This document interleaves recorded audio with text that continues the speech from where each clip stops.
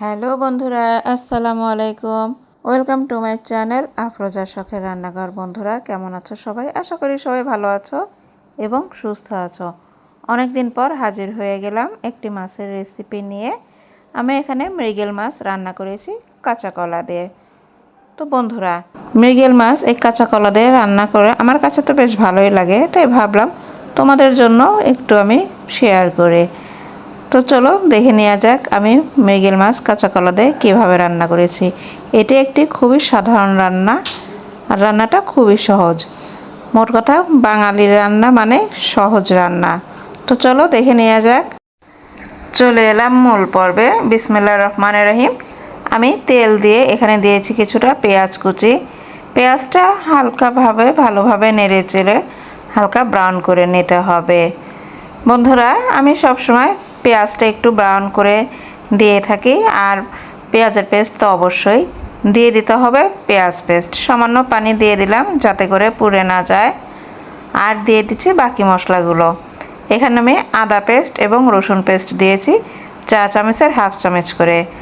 আর গুঁড়া মশলাগুলো দিয়ে দিতে হবে হলুদ, মরিচ, ধনিয়া ও জিরার গুঁড়া। এগুলো আমি পরিমাণ অনুযায়ী দিয়েছি। তোমরা যারা রান্না করবে তরকারি বা মাছের পরিমাণ অনুযায়ী বুঝেই মশলাগুলো দিয়ে দিবে। তো মশলাটা খুব ভালোভাবে কষিয়ে নিতে হবে যাতে করে মশলার কাঁচা গন্ধ না থাকে। বন্ধুরা, মাঝে বেশ কিছুদিন আমি কোনো ভিডিও আপলোড করি নাই। বেশ কিছুদিন আমি এটা থেকে একটু দূরেই ছিলাম আর কি। আবার আশা করছি নিয়মিত হয়ে যাব।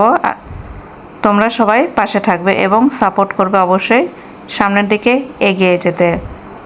তোমাদের সাপোর্ট পেলে তবেই আমি এগিয়ে যেতে পারবো এবং নিয়মিত আবার তোমাদের জন্য কিছু রান্না নিয়ে হাজির হতে পারবো। দিয়ে দিয়েছি এখানে একটা টমেটোটা ছোট ছোট করে কেটে ভালোভাবে একটু নেড়েচেড়ে কষিয়ে নিয়ে দিয়ে দিতে হবে কাঁচা কলা।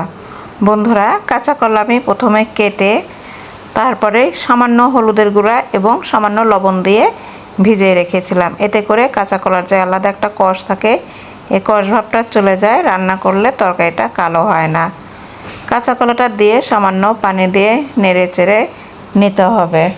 কাঁচা কলা দিয়ে মৃগেল মাছ রান্না খেতে বেশ ভালোই লাগে। আমি এভাবে রান্না করে থাকি, তার ভাবলাম একটু তোমাদের জন্য শেয়ার করি। কাঁচা কলাটা প্রায় কষানো হয়ে এসছে। এই পর্যায়ে মেজারমেন্ট কাপের 1 কাপ পানি দিয়ে দিয়েছি। বন্ধুরা, কাঁচা কলা বেশিক্ষণ কষালে এতে বেশি সেদ্ধ হয়ে যায় এবং গলে যায়, যার জন্য আমি বেশিক্ষণ কষিয়ে নিই। বাস 5-6 মিনিট কষিয়ে দেন আমি পানি দিয়ে মাছগুলো সেট করে দিলাম। এতে করে কাঁচা কলাটা যে নিচে থাকবে সেদ্ধ হয়ে যাবে, মাছটাও রান্না ভালোভাবে হয়ে যাবে। শেষ পর্যায়ে দিয়ে দিতে হবে কয়েকটা কাঁচামরিচ। এতে করে কাঁচামরিচের ফ্লেভারটা হবে ভালো আর মাছ রান্নাটা খেতে ভালো লাগবে।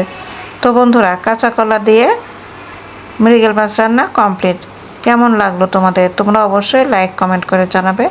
আর যারা আমার চ্যানেলে নতুন, প্লিজ সাবস্ক্রাইব করে পাশের বেল আইকনটি বাজিয়ে দেবে যাতে করে আমার রান্নার ভিডিওগুলো তোমরা নোটিফিকেশনের প্রথমে পেয়ে যাও। আল্লাহ হাফেজ।